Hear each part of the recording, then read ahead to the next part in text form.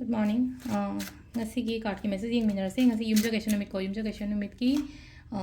number hamada ko number se 104 leire aduga color dun asang bagumba kai gumba do minus se na bi ko yumja question numit se ko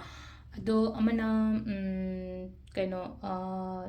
chak thong bada hape abse elaichi natraga koi ki kaino se tulsi mana gumba kai gumba do minus happy ko ado se leire card sing se card hum ko tong thok charge ko card ahum sidagi ama khala je card number 1 card number 2 then card number 3 ko ahamba ani shuba ahum suba ko ahamba khan banga yenga se ko manifestation gumba kai gumba yamna tawon hari ko sum leina ko aina khaliba aina ningi ba to hari phana khalo manifestation to ware pham ko lam matam kai thopa katangi adu suwa adu i wa khatang suna tabe ko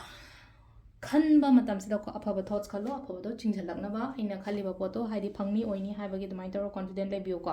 ngasi gi oina haragati ko number 2 oina haragati blessings oina like ko number 2 se haidi aina khaliba aina ningi ba poto odum yamna positive oina lakpo do result se ai tare ko silai se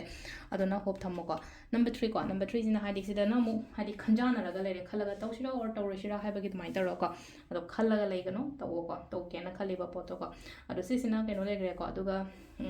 timing ne ki pung manga ga minute manga dagina nipan ga minute rama thoi phang lere ko adagi mapan ga minute phu manga dena drama thoi ga minute try pan phang lere adagi yong pung ani ga minute kun mari dagina manga ga minute kuntra ma thoi phang lere ko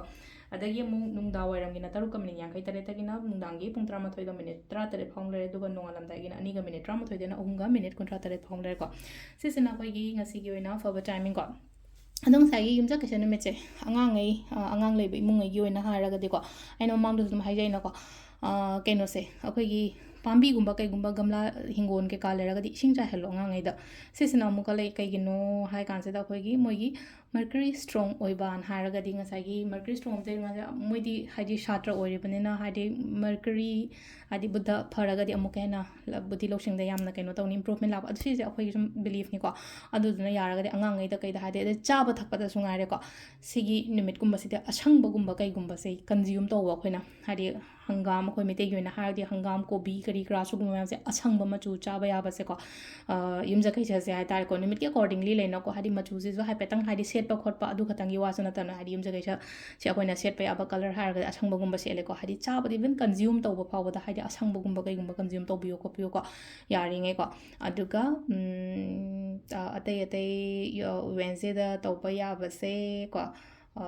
pambi thaba su yam phai ko hadi khoi gi char gumba pora khola ga maina thaba ko ba su phai ko adu se le re ngasi gi oina yum chakation numit ki tarot card reading ma'am thank you